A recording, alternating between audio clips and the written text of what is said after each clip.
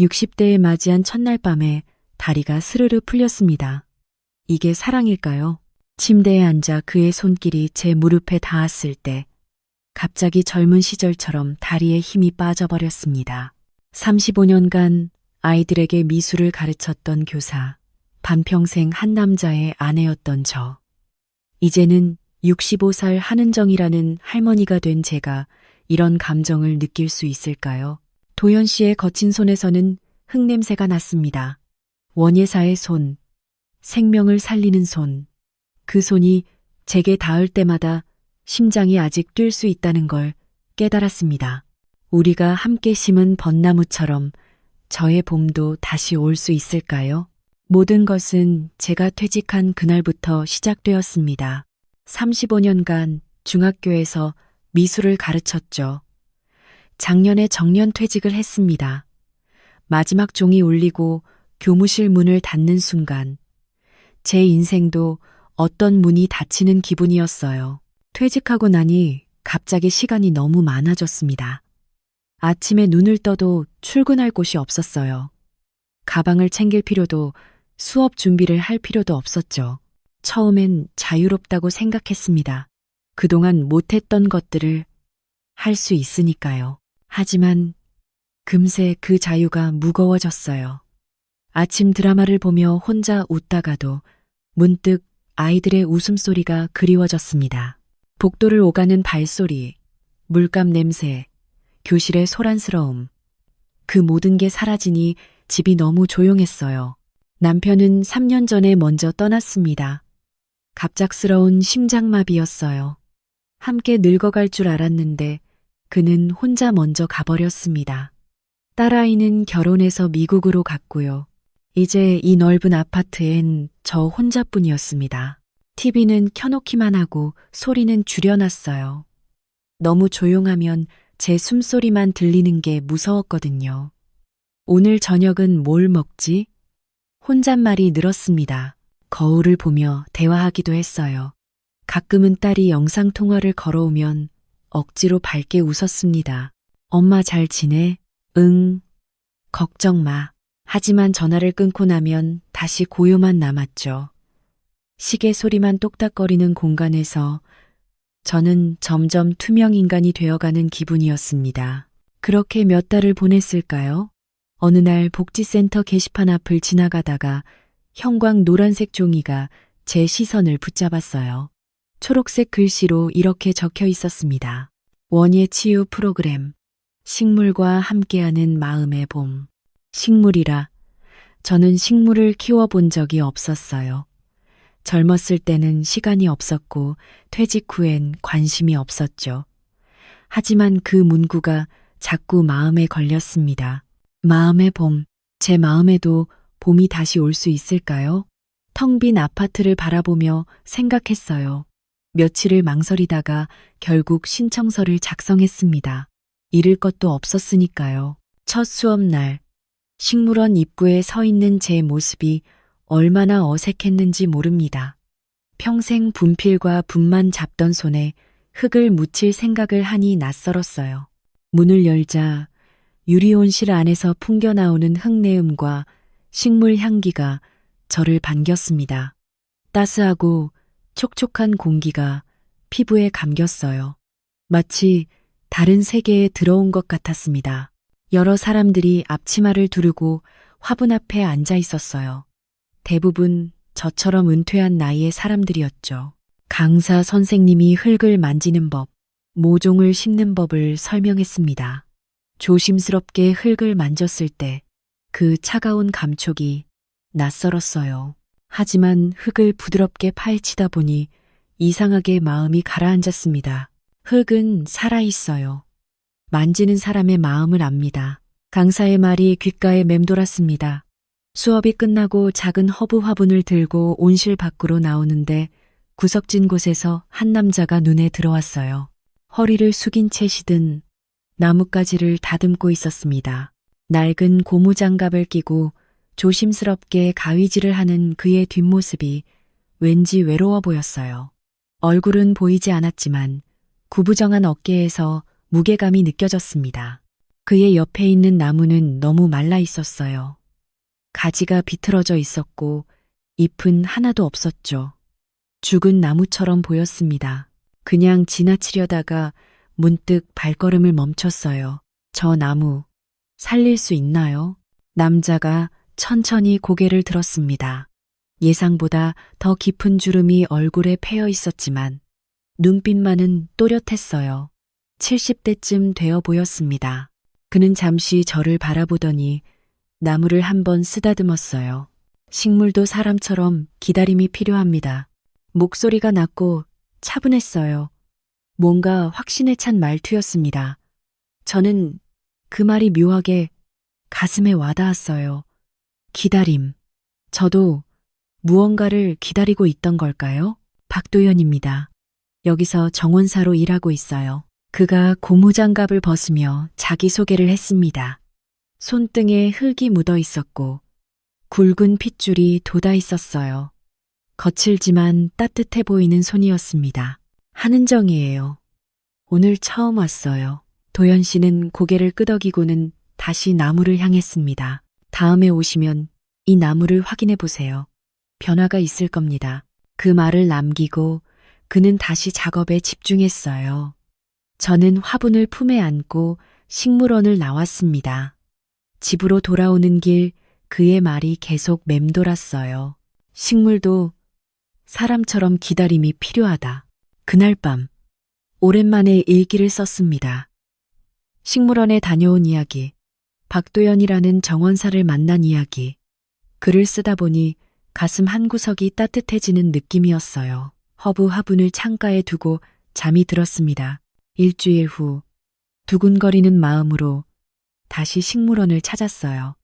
수업이 시작하기 전 서둘러 온실 구석으로 향했습니다. 박도연 씨가 돌보던 그 말라 비틀어진 나무가 궁금했거든요. 온실 구석에 도착했을 때 놀라움에 발걸음을 멈췄습니다.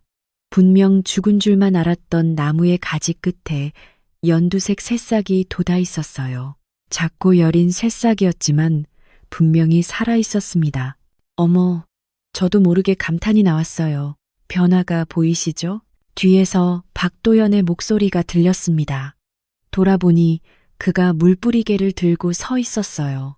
정말 살아났네요. 어떻게 이렇게 된 거예요? 도연 씨는 나무 곁으로 다가와 새싹을 조심스럽게 만졌습니다. 매일 물을 주고 햇빛이 잘 드는 곳으로 옮겨줬습니다. 그게 다예요. 그의 대답은 간단했지만 그 간단한 일을 매일 하는 것은 결코 쉬운 일이 아니었을 거예요. 저는 그 작은 새싹을 한참 바라봤습니다. 포기하지 않으면 다시 살아날 수 있다는 희망이 보였습니다. 그날부터 저는 매주 식물원에 나갔어요. 수업이 없는 날에도 제 화분을 돌보러 간다는 핑계로 자주 찾아갔습니다. 사실은 박도연을 만나고 싶었는지도 모르겠어요. 식물원에 가면 도연 씨는 늘 어딘가에서 일하고 있었습니다. 시들어가는 꽃을 돌보거나 버려진 화분을 정리하거나 온실 유리창을 닦고 있었어요. 말수는 적었지만 식물을 대하는 그의 손길에는 따뜻함이 있었습니다. 어느 날은 쓰레기통 옆에 버려진 화분을 들고 오는 그를 봤어요. 흙은 바싹 말라 있었고 잎은 다 시들어 있었습니다. 저는 의아했어요. 이건 왜 가져오세요? 이미 죽은 것 같은데요. 도연 씨는 화분을 작업대에 올려놓으며 말했습니다. 뿌리가 아직 살아 있어요. 다시 살아날 수 있습니다. 그는 마른 잎을 조심스럽게 떼어내고 새 흙을 채워 넣었습니다. 물을 주고 햇빛 좋은 곳에 놓았어요. 그 모습을 보며 생각했습니다. 이 사람은 포기하는 법을 모르는 사람이구나. 박도연과 가까워질수록 저는 그에 대해 더 많이 알고 싶어졌어요. 그는 식물에 대해서는 이야기를 나누지만 자신에 대해서는 거의 말하지 않았습니다. 어디서 살고 있는지, 가족은 있는지, 왜 정원사가 되었는지 그런 것들이 궁금했어요. 어느 날 오후 무거운 화분을 함께 옮기고 있었습니다. 도연 씨가 허리를 펴고 잠시 숨을 고르는 순간 그의 목에서 반짝이는 것이 보였어요. 은색 열쇠 하나가 가는 체인에 매달려 있었습니다. 그전엔 한 번도 보지 못했던 것이었어요. 아마도 항상 셔츠 안에 감추고 있었던 모양입니다. 햇빛에 반사되어 반짝이던 그 열쇠는 낡아 보였습니다. 오래된 물건 특유의 빛바랜 느낌이었어요. 그 목걸이 예쁘네요. 제가 무심코 말했습니다. 도연 씨는 순간 굳어졌어요. 그리고 고개를 숙여 열쇠를 내려다보더니 재빨리 손으로 감쌌습니다. 아, 이거요. 그가 짧게 대답했어요. 그리고는 더 이상 말이 없었습니다. 그 반응이 이상했어요. 마치 감추고 싶은 비밀을 들킨 것처럼 보였습니다. 저는 더 물어보고 싶었지만 그의 표정이 너무 무거워져서 참았어요. 다음 날에도 그 열쇠가 계속 신경 쓰였습니다. 식물원에 가보니 도연 씨는 여전히 그 열쇠를 목에 걸고 있었어요. 이번에는 셔츠 밖으로 드러나 있었습니다. 그제야 깨달았어요. 그가 항상 그것을 지니고 다닌다는 것을. 며칠 후 용기를 내어 물어봤습니다. 도연 씨, 그 열쇠는 무슨 열쇠인가요? 늘 목에 걸고 다니시던데. 그는 화분에 물을 주다가 손을 멈췄어요. 그리고 잠시 침묵이 흘렀습니다. 긴장된 침묵이었어요. 마침내 그가 열쇠를 손가락으로 만지작거리며 말했습니다. 오래된 거예요. 버릇처럼 하고 다닙니다. 혹시 집 열쇠인가요? 도연 씨는 고개를 저었어요. 그리고 희미하게 미소 지었지만 그 미소가 눈까지 닿진 않았습니다. 대답을 피하는 미소였어요. 중요한 열쇠입니다. 그게 다예요. 그의 목소리에 단호함이 있었습니다. 더 이상 묻지 말라는 신호 같았어요. 저는 더 질문하지 않기로 했지만 마음 한구석에서는 궁금증이 자라났습니다. 그 후로도 자꾸 그 열쇠에 시선이 갔습니다. 도연 씨가 일할 때마다 목에서 흔들리는 열쇠, 그가 무의식적으로 열쇠를 만지작거리는 모습, 분명 그에게 매우 소중한 물건이었어요. 비가 내리던 어느 날, 우산을 들고 식물원에 갔습니다. 비가 많이 왔지만 화분이 걱정돼서 갔어요. 온실 안으로 들어가니 도연 씨가 유리문을 닫고 있었습니다. 비 오는데 오셨네요? 제 화분이 걱정돼서요. 물을 너무 많이 먹진 않았을까 해서. 화분은 괜찮을 겁니다. 온실이니까요. 도연 씨의 말에 안심하며 제 화분이 있는 곳으로 갔습니다. 다행히 화분은 건강해 보였어요. 그때였습니다. 뒤에서 땡그랑하고 금속 부딪히는 소리가 들렸어요. 돌아보니 유리온실 문 근처에 뭔가 반짝이는 것이 떨어져 있었습니다. 다가가서 주워들었어요. 열쇠였습니다. 도연 씨의 그 열쇠. 손에 쥔 열쇠는 생각보다 차갑고 무거웠어요. 자세히 보니 열쇠에 뭔가 새겨져 있었습니다. 희미하게 아주 작은 글씨로 KA라는 이니셜이 새겨져 있었어요. K와 A. 박도연의 이름에는 이 알파벳들이 없는데 그거 깜짝 놀라 고개를 들었습니다. 도연 씨가 제 앞에 서 있었어요. 그의 얼굴이 창백해 보였습니다. 눈빛이 흔들렸어요. 떨어진 것 같아서 주웠어요. 제가 열쇠를 건네자 도연 씨는 황급히 받아들었습니다. 손이 떨리는 게 보였어요. 감사합니다. 체인이 낡아서 자꾸 끊어지네요. 그가 열쇠를 주머니에 넣으며 말했습니다. 목소리가 평소보다 낮았어요. K와 A라는 이니셜이 있던데 무슨 뜻인가요? 제 질문에 그는 잠시 말이 없었습니다. 그리고 고개를 저었어요. 개인적인 거예요. 말씀드리기 어렵습니다. 그의 대답은 단호했지만 눈빛에는 슬픔 같은 게 어려 있었습니다. 저는 더 이상 묻지 않았어요. 죄송해요. 너무 사적인 걸 물었네요. 아니에요. 괜찮습니다. 도연 씨가 말했지만 공기 중에는 어색함이 감돌았습니다. 그날 저는 일찍 집으로 돌아왔어요. 집에 와서도 그 열쇠가 계속 생각났습니다. 차가운 금속 감촉, 희미한 이니셜 K-. 몇 일 동안 저는 식물원에 가지 않았어요. 뭔가 마음이 불편했고 도연 씨를 마주치면 어떻게 대해야 할지 모르겠더라고요. 그에 대해 더 알고 싶으면서도 동시에 두려운 마음이 들었습니다. 일주일 후 저는 복지센터에서 요가 수업에 나갔어요. 수업이 끝나고 매트를 정리하는데 옆자리 김순자 씨가 다가왔습니다. 은정 씨, 요즘 식물원 안 가요? 요즘 바빠서요. 그래요? 난 은정 씨가 그 정원사 아저씨랑 친해진 줄 알았는데. 순자 씨가 의미심장하게 웃었습니다. 저는 얼굴이 뜨거워지는 걸 느꼈어요. 그냥 식물 얘기 좀 나누는 사이예요. 아, 그렇구나. 순자 씨가 고개를 끄덕이더니 갑자기 목소리를 낮추었습니다. 주변을 힐끗 보고 제 귀에 대고 속삭였어요. 근데 은정 씨, 그 사람 조심하는 게 좋을 거예요. 네? 무슨 말씀이세요? 순자 씨는 다시 한번 주변을 둘러보고 말했습니다. 그 정원사 아저씨, 예전에 공사 사고로 사람 하나 죽게 했다잖아요. 그 말이 망치로 얻어맞은 것처럼 제 머릿속을 울렸습니다. 뭐라고요? 내 친구 동생이 그 사고 알고 있대요. 10년도 더 됐나? 조경 공사하다가 사람이 죽었대요. 그 아저씨가 그때 책임자였다는데 순자 씨의 목소리는 작았지만 또렷했습니다. 저는 말문이 막혔어요. 확실한 거예요? 친구한테 들은 건데 거짓말은 아닐 거예요. 그래서 한동안 소문이 많았대요. 그러다 사람들 기억에서 잊혀졌죠. 순자 씨는 가방을 챙기며 덧붙였습니다.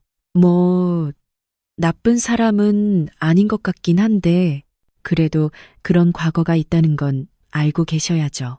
순자 씨가 가고 나서도 저는 한참을 그 자리에 서 있었어요. 머릿속이 복잡했습니다. 공사사고, 사망사고, 박도연이 책임자, 그리고 그 열쇠가 떠올랐습니다. 목에 걸고 다니던 낡은 열쇠, KA 이니셜. 혹시 그 열쇠가 사고와 관련된 물건일까?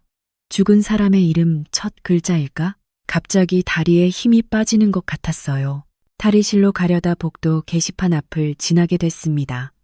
그날따라 게시판 한쪽 구석이 눈에 들어왔어요. 누렇게 바른 신문 스크랩이 붙어 있었습니다. 다른 공지들에 가려져서 평소엔 눈에 띄지 않던 것이었죠. 무의식적으로 게시판 앞으로 다가갔습니다.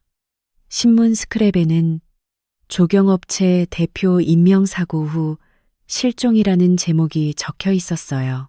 기사는 10년도 더 된 것 같았습니다. 종이가 누렇게 변했고 글씨가 희미했어요. 내용을 읽어내려 갔습니다. 조경공사 현장에서 작업 중 사고가 발생해 직원 한 명이 사망했다는 내용이었어요. 안전점검 미비가 원인으로 추정된다고 했습니다. 그리고 당시 현장 책임자였던 조경업체 대표가 사고 직후 행방을 감췄다고 했죠. 기사 옆에는 작은 사진이 붙어 있었습니다. 흑백 사진이었어요. 화질이 좋지 않았지만 얼굴은 알아볼 수 있었습니다. 박도연이었습니다. 10년 전의 모습이라 지금보다 젊어 보였지만 틀림없었어요. 그 눈빛, 그 윤곽, 가슴이 덜컥 내려앉았습니다. 다리가 후들거렸어요. 게시판을 붙잡고 겨우 중심을 잡았습니다. 정말 그 사람이었어요. 박도연은 조경업체 대표였고 사고로 사람을 죽게 했고 도망쳤던 사람이었습니다. 머릿속이 하얘졌어요. 그동안 함께 나눴던 대화들, 식물을 돌보던 따뜻한 손길, 조용한 미소, 그 모든 게 거짓처럼 느껴졌습니다. 아니, 거짓은 아닐 테지만 그는 자신의 가장 중요한 부분을 숨겼던 거예요. 비틀거리며 복지센터를 나왔습니다. 집으로 돌아오는 길이 기억나지 않아요. 그저 멍하니 걸었던 것 같습니다. 집에 도착해서도 한참을 소파에 앉아 있었어요. 창밖을 바라보며 생각했습니다. 박도연은 왜 그 사실을 숨겼을까요? 아니, 굳이 말할 이유도 없었겠죠. 저와 그는 그저 식물원에서 만난 사이일 뿐이었으니까요. 하지만 저는 그를 믿기 시작했어요. 마음을 열기 시작했습니다. 그런데 이런 비밀이 있었다니 며칠이 지났습니다. 저는 식물원에 가지 않았어요. 복지센터에도 나가지 않았습니다. 그저 집에만 있었죠. 딸아이가 전화를 걸어왔지만 받지 않았어요. 아무 말도 하고 싶지 않았습니다. 창가에 놓인 제 화분을 봤어요. 도연 씨가 돌보는 법을 알려줬던 허브. 잎이 노랗게 시들어가고 있었습니다. 물을 줘야 하는데 손이 가지 않았어요. 어느 날 오후, 현관 앞에 작은 상자가 놓여 있었습니다. 조심스럽게 놓인 상자를 열어보니 작은 화분이 들어 있었어요. 그리고 쪽지 한 장, 건강하게 자라고 있습니다. 언제든 오세요. 박도연의 글씨였습니다. 저는 쪽지를 구겨서 쓰레기통에 버렸어요. 화분은 베란다 구석에 던져두다시피 놓았습니다. 화가 났어요. 실망했습니다. 그리고 두려웠어요. 사고를 일으킨 사람, 사람이 죽게 한 사람, 그런 사람을 어떻게 다시 만날 수 있을까요? 게다가 그가 줄곧 그 사실을 숨겨왔다는 것이 더 큰 상처로 느껴졌어요. 일주일이 더 지났습니다. 저는 여전히 집에만 있었어요. 밖에 나가는 게 두려웠습니다. 혹시 박도연을 마주칠까 봐서요. 그날은 폭우가 내렸습니다. 아침부터 굵은 빗줄기가 창문을 때렸어요. 천둥이 치고 번개가 번쩍였습니다. 오랜만에 내리는 폭우였어요. 창가에 서서 비를 바라봤습니다. 빗물이 유리창을 타고 흘러내렸어요. 문득 식물원이 떠올랐어요. 이런 날엔 온실이 걱정될 텐데 빗물이 새진 않을까? 식물들은 괜찮을까? 아니, 내가 왜 그걸 걱정하지? 이제 상관없는 일인데. 하지만 마음 한구석이 계속 불편했어요. 제 화분도 생각났습니다. 밝은 빛을 좋아하던 내 허브. 지금쯤 어떻게 됐을까? 저는 우산을 집어들었어요. 그냥 지나가다 한번 보고 오자. 식물원 앞까지만 가보자. 그렇게 생각하며 현관문을 나섰습니다. 비는 생각보다 더 심했어요. 우산이 뒤집힐 정도로 바람이 강했습니다. 옷이 금방 젖었죠. 하지만 발걸음을 멈출 수 없었어요. 식물원이 가까워졌습니다. 유리온실이 빗속에서 희미하게 보였어요. 불이 켜져 있었습니다. 누군가 있다는 뜻이었죠. 온실 앞에서 발걸음을 멈췄어요. 안으로 들어가야 할까? 그냥 돌아가야 할까? 그때 온실 문이 열렸습니다. 박도연이었어요. 비에 흠뻑 젖은 채 밖으로 나오더니 큰 방수포를 들고 다시 안으로 들어갔습니다. 저는 무의식적으로 온실 쪽으로 걸어갔어요. 유리문 너머로 안을 들여다봤습니다. 도연 씨가 화분들 위에 방수포를 덮고 있었어요. 손이 떨리고 있었습니다. 비에 옷이 다 젖었지만 그는 멈추지 않고 한 화분 한 화분 정성스럽게 천을 덮어주고 있었어요. 저는 문을 열고 안으로 들어갔습니다. 비 한 방울 맞지 않고 살아온 사람이 드디어 빗속으로 뛰어든 것처럼 제 심장이 빠르게 뛰었어요. 도연 씨가 고개를 들었습니다. 저를 보더니 눈이 커졌어요. 순간 그의 눈에 희망이 반짝였다가 이내 불안함으로 바뀌었습니다. 은정 씨, 이렇게 비가 오는데 왜 오셨어요? 제가 먼저 물었어요. 목소리가 떨렸습니다. 온실 지붕에 틈이 있어서 빗물이 새요. 이대로 두면 뿌리가 썩어요. 도연 씨의 목소리는 담담했습니다. 하지만 손은 여전히 떨리고 있었어요. 저는 다가가서 방수포 한쪽을 잡았습니다. 함께 화분을 덮기 시작했어요. 한동안 아무 말 없이 일했습니다. 빗소리만 온실을 가득 채웠죠. 모든 화분을 덮고 나서 저는 도연 씨를 똑바로 쳐다봤어요. 그도 저를 바라봤습니다. 젖은 얼굴에 빗물이 흘러내리고 있었어요. 아니, 그건 빗물만은 아니었을지도 모릅니다. 그 기사, 당신 이야기 맞죠? 제가 물었어요. 도연 씨의 어깨가 굳어지는 게 보였습니다. 잠시 침묵이 흘렀어요.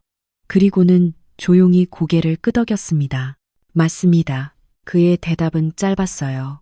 저는 숨을 깊이 들이쉬었습니다. 왜 말 안 하셨어요? 말할 자격이 없다고 생각했습니다. 도연 씨가 고개를 숙였어요. 목소리가 떨렸습니다. 제가 공사 책임자였습니다. 부하 직원이 사고로 세상을 떠났죠. 그는 천천히 말을 이어갔어요. 10년 전 이야기를 꺼내기 시작했습니다. 조경공사 마감일이 촉박했어요. 저는 서둘렀습니다. 안전 확인을 제대로 하지 않았죠. 도연 씨의 목소리가 점점 작아졌습니다. 그날 비계가 무너졌고 김한수라는 직원이 그 밑에 깔렸습니다. 김한수, K와 A. 그 열쇠에 새겨진 이니셜이었어요. 그 자리에서 숨졌습니다. 젊은 친구였어요. 결혼한 지 얼마 안 됐고 아이가 곧 태어날 예정이었죠. 도연 씨의 목소리가 갈라졌습니다.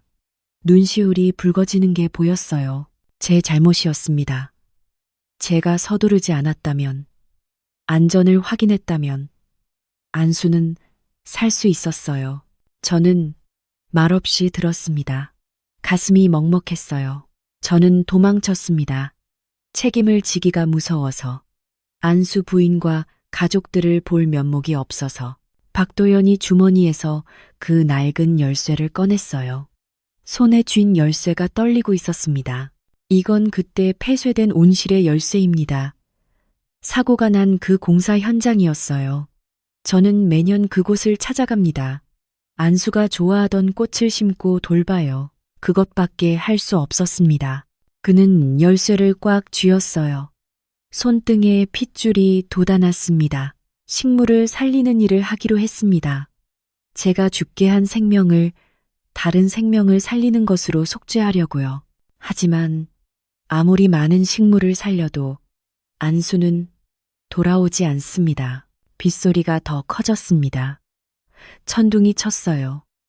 박도연은 그 자리에 주저앉았습니다. 고개를 숙인 채 말을 잇지 못했어요. 저는 그의 앞에 무릎을 꿇었습니다. 떨리는 그의 손을 잡았어요. 열쇠가 제 손바닥에 닿았습니다. 차갑고 무거웠어요. 당신은 사람을 죽인 게 아니라 한 생명을 평생 품은 거예요. 제가 말했습니다. 도연 씨가 고개를 들었어요. 눈물이 그의 뺨을 타고 흘렀습니다. 10년 동안 당신은 도망친 게 아니었어요. 그 사람을 기억하며 살아온 거죠. 매년 꽃을 심고 죽어가는 생명을 살리면서 저는 그의 손을 더 꽉 잡았어요. 당신이 살린 식물들, 당신이 돌본 생명들, 그 모든 게 김한수 씨를 기억하는 방법이었던 거예요. 도연 씨가 울먹였습니다. 어깨가 떨렸어요. 옛날에 학교에서 한 남학생이 축구공에 맞아 다쳤을 때가 생각났습니다. 제가 그 아이 옆에 앉아 토닥여 주었던 것처럼 저는 도연 씨를 안아줬어요. 비 오는 온실 안에서 우리는 한참을 그렇게 있었습니다. 빗소리가 조금씩 잦아들었어요. 도연 씨가 천천히 제게서 물러났습니다. 눈을 닦으며 말했어요. 죄송합니다. 이런 모습 보여서. 아니에요. 보여줘서 고마워요. 저는 미소 지었습니다. 도연 씨도 조심스럽게 미소 지었어요. 그날 저는 깨달았습니다. 누구나 아픈 과거를 안고 살아간다는 걸. 중요한 건 그 아픔을 어떻게 안고 가느냐는 거였어요. 그리고 박도연은 그 아픔을 생명을 살리는 일로 승화시켰다는 것을. 그날 이후 저는 다시 식물원에 나가기 시작했습니다. 도연 씨도 전처럼 저를 맞아줬어요. 하지만 뭔가 달라진 게 있었습니다. 우리 사이의 벽이 허물어진 느낌이었죠. 도연 씨는 이제 자신의 이야기를 조금씩 들려줬어요. 김한수와 함께 일했던 날들, 그가 꿈꿨던 것들, 사고 후 홀로 남겨진 안수의 가족들. 말할 때마다 그의 목소리는 떨렸지만 저는 묵묵히 들어줬습니다. 어느 날 저녁 집으로 돌아온 저는 책상 앞에 앉았어요. 뭔가 하고 싶은 게 생겼거든요. 박도연을 위한 선물을 만들고 싶었습니다. 저는 작은 화분을 준비했어요. 식물원에서 가져온 흙과 모종. 도연 씨가 제게 알려준 방법 그대로 따라했죠. 조심스럽게 흙을 담고 모종을 심었어요. 손에 흙이 묻었습니다. 차갑고 축축한 감촉이 느껴졌어요. 이상하게 마음이 편안해지더라고요. 흙을 만지작거리며 생각했습니다. 도연 씨는 10년 동안 이렇게 식물을 돌보며 살아왔구나. 모종을 다 심고 나서 저는 작은 팻말을 만들었어요. 나무젓가락에 종이를 붙여서요. 거기에 정성스럽게 글씨를 썼습니다. 두 번째 봄, 도연 씨에게도 저에게도 필요한 이름이었어요. 다시 시작할 수 있다는 의미, 아픔을 딛고 피어날 수 있다는 희망. 며칠 동안 저는 그 화분을 정성껏 돌봤습니다. 매일 아침 햇빛 잘 드는 곳에 놓고 물을 줬어요. 새싹이 조금씩 자라는 모습을 지켜봤죠. 일주일쯤 지났을까요? 화분이 제법 싱그러워졌어요. 연두색 잎이 여러 개 돋아났습니다. 이제 도연 씨에게 줄 때가 된 것 같았어요. 다음 날 저는 화분을 들고 식물원으로 갔습니다. 도연 씨는 온실 안에서 가지치기를 하고 있었어요. 저를 보더니 반갑게 웃었습니다. 오늘은 일찍 오셨네요. 드릴 게 있어서요. 저는 등 뒤에 숨겼던 화분을 내밀었어요. 도연 씨가 눈을 크게 떴습니다. 이건 당신을 위해 심은 거예요. 제가 말했어요.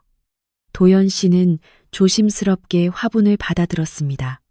팻말에 적힌 글씨를 읽더니 입술을 꼭 깨물었어요. 두 번째 봄, 그가 천천히 이름을 읽었습니다. 목소리가 떨렸어요. 당신도 다시 시작할 수 있어요. 아픔을 안고 있지만 그래도 봄은 올 수 있으니까요. 제가 말했어요. 도연 씨의 눈시울이 붉어졌습니다. 화분을 꼭 안듯이 잡고는 고개를 숙였어요. 이런 선물은 처음입니다. 그의 목소리는 작았지만 진심이 담겨 있었습니다. 저는 그의 어깨를 가볍게 두드렸어요. 이제 혼자가 아니에요. 제가 있잖아요. 도연 씨가 고개를 들었습니다. 눈물이 그의 뺨을 타고 흘렀어요. 하지만 웃고 있었습니다. 오랜만에 보는 진짜 웃음이었죠. 감사합니다, 은정 씨. 정말로 그날부터 우리는 더 가까워졌어요. 도연 씨는 제게 더 많은 것들을 가르쳐 줬습니다. 어떤 식물이 햇빛을 좋아하는지, 어떻게 해충을 막는지, 계절마다 어떤 꽃을 심어야 하는지. 저도 도연 씨를 도왔어요. 함께 화분을 옮기고 온실 유리를 닦고 낙엽을 쓸었습니다. 일하면서 작은 이야기들을 나눴어요. 어렸을 때 이야기, 가족 이야기, 좋아하는 음식 이야기. 어느 날 저녁, 도연 씨가 조심스럽게 물었습니다. 은정 씨, 저와 함께 살아주시겠습니까? 순간 제 심장이 멈추는 것 같았어요. 도연 씨는 진지한 표정으로 저를 바라보고 있었습니다. 함께요? 네, 저는 혼자 작은 집에 삽니다. 크진 않지만 둘이 살기엔 충분해요. 무엇보다 정원이 있습니다. 도연 씨가 제 손을 잡았어요. 매일 아침 눈 뜨면 당신이 곁에 있었으면 좋겠어요. 함께 아침을 먹고 식물원에 가고 저녁에 함께 집으로 돌아오고 싶습니다. 제 눈에서 눈물이 흘렀습니다.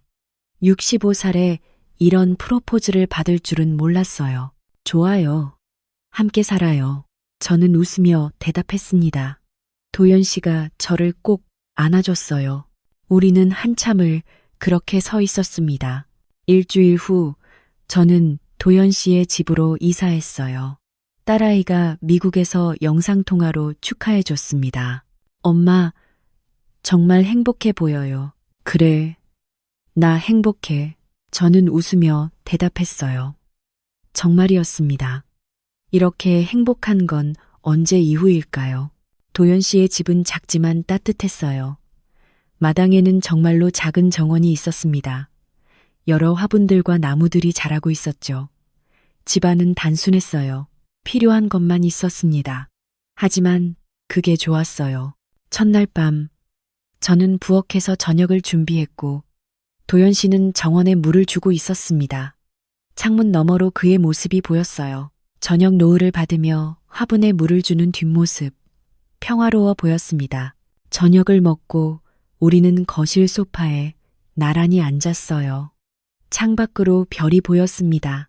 한참을 조용히 앉아 있다가 제가 먼저 말을 꺼냈어요. 이게 사랑이겠죠? 도연 씨가 저를 돌아봤습니다. 사랑요? 네. 젊었을 땐 사랑이 불꽃 같은 거라고 생각했어요. 뜨겁고 격렬한 것. 그런데 지금은 다르더라고요. 저는 도연 씨의 손을 잡았습니다. 불꽃 대신 흙냄새가 나니까요. 조용하고 편안하고 매일 곁에 있어도 질리지 않는 것. 이게 사랑인 것 같아요. 도연 씨가 제 손을 꼭 쥐었어요. 거칠지만 따뜻한 손이었습니다. 저도 그렇게 생각합니다. 꽃이 필 땐 항상 떨립니다. 떨려요? 네. 몇 번을 봐도 꽃이 피는 순간은 떨려요.